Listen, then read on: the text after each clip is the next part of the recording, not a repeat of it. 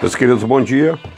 Cantar de Salomão, capítulo 3, versículo 6, diz assim: Quem é esta que sobe do deserto, como colunas de fumaça, perfumada de mirra, de incenso e de toda a sorte de pós aromáticos?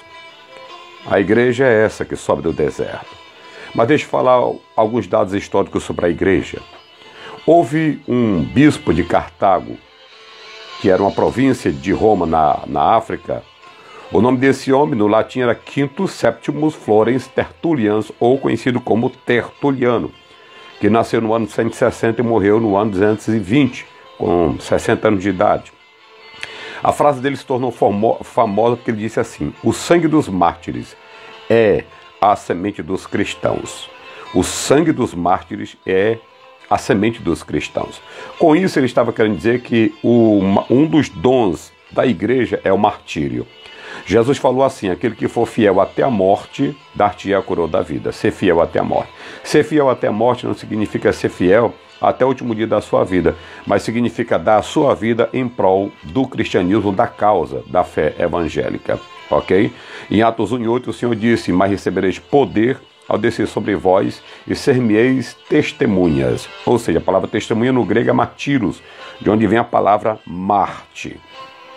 No decorrer dos anos, quanto mais os imperadores, os césares, matavam os cristãos, mais esse povo crescia, porque ele está debaixo de um decreto, que é acima de todo o decreto de Mateus 16:18, que diz: edificarei a minha igreja, e as portas do inferno não prevalecerão contra ela. Ok? Passando-se alguns séculos, já no século 17, 18, teve um homem que disse o seguinte: vamos varrer o cristianismo da face da terra. O seu general chegou para ele e disse assim: meu senhor, vamos tomar cuidado porque o cristianismo e a Bíblia é uma bigorna que já consumiu muitos martelos. E é isso que a igreja tem feito nesses 2000 anos, tem consumido muitos martelos. E um dos martelos que essa bigorna consumiu foi de um francês chamado François-Marie Arouet de Voltaire, conhecido como Voltaire. Era um racionalista, um agnóstico ateu, certo? Do século XVIII, que nasceu na França no dia 30 de maio de 1694 e morreu em 1778. Mas o que marcou esse filósofo foi o combate ferrenho que ele se levantou contra a Igreja Católica. Ele disse a seguinte frase: daqui a 100 anos o cristianismo não existirá mais na face da terra. Sabe o que aconteceu?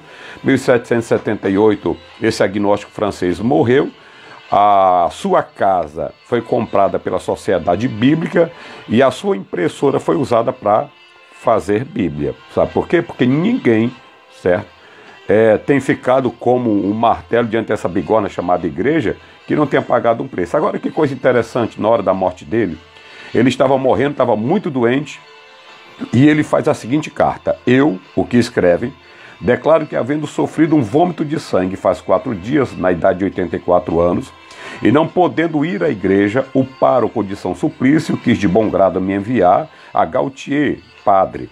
Eu me confessei com ele: se Deus me perdoava, morro na santa religião católica e nasci, esperando a misericórdia divina que se dignará a perdoar todas as minhas faltas, e que, se tenho escandalizado a igreja, peço perdão a Deus e a ela. Assinado Voltaire, dia 2 de março de 1778, na casa do Marquês de Villette, na presença do senhor Abade Mignotti, meu sobrinho, e do senhor Marquês de Villevielle, meu amigo.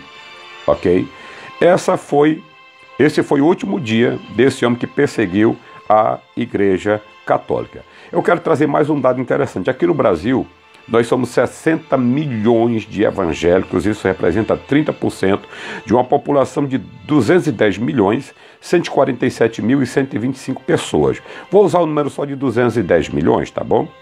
Então, aqui no Brasil, nós somos 60 milhões de evangélicos.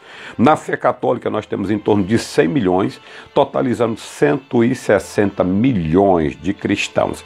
E eu quero dar mais um dado interessante. O IBGE diz que em 2032, a fé evangélica, ela vai superar, ok? Ela vai superar a fé católica, ok?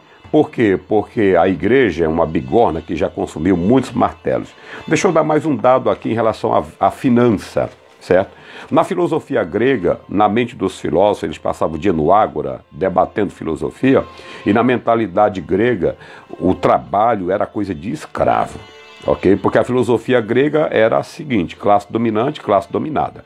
Para eles se achavam a classe dominante, predestinada pelos deuses para dominar todo mundo, e a classe escravizada, que fosse dominada, seriam os trabalhadores. Esse conceito ele foi rompido, graças a Deus, no dia 31 de outubro de 1517, quando Martinho Lutero rompeu com a igreja vigente e teve movimento aí a reforma protestante. E quando chegou na mentalidade de João Calvino, para algumas pessoas ele é considerado o pai do capitalismo, mas João Calvino não foi o pai do capitalismo, porque o conceito cristão ele é diferente do conceito grego. O conceito grego ele influenciou o pensamento romano de propriedade. E no conceito romano de propriedade, o que é seu, ou seja, nesse conceito romano, a propriedade era absoluta do seu dono e ninguém tinha o direito de interferir sobre os seus bens. No conceito aristotélico, a propriedade pessoal era uma manifestação da liberdade individual, mas que de boamente poderia repartir com seu próximo seus bens, ok? Mas no marxismo, surge Karl Marx, e contrário ao capitalismo, ele vai se opor ao conceito de propriedade individual, substituindo pela propriedade social. Isso deu lugar ao domínio totalitário do Estado sobre toda a produção e propriedade. Esse modelo levou os países socialistas ao fracasso econômico. Agora, graças à reforma protestante, porque rompeu com o pensamento grego e estabeleceu o trabalho como algo que dignifica, no cristianismo, sabe quem é o proprietário? É Deus. No capitalismo, o proprietário dos bens é você. No capitalismo, a propriedade é do Estado. Mas no cristianismo, Deus é o proprietário de tudo e nós somos simplesmente mordomos. A propriedade serve para investir no reino de Deus, cuidar da sua família e ajudar o próximo. E tudo isso através do trabalho, pois o trabalho vai criar condições para adquirir propriedade. Ou seja, o cristianismo marcou a nossa sociedade, o cristianismo marcou época, certo? Muitos imperadores, Césares se levantaram contra a igreja, mas todos estão mortos. Eu quero aqui deixar o meu repúdio ao senhor Ciro Ferreira Gomes, né? Que se levantou aí contra padres e pastores. Eu quero dizer, senhor Ciro Ferreira Gomes, que o cristianismo é uma bigorna e já consumiu muitos martelos. Agora eu vou falar de teologia, estava falando de história, agora vou falar de teologia para o Senhor. Jesus disse em Mateus 16:18, eu edificaria a minha igreja e as portas do inferno não prevalecerão contra ela. Sabe por quê? Porque nós somos a semente do sangue. O sangue dos mártires é a semente dos cristãos. Um dos grandes dons da igreja é o martírio e a perseguição.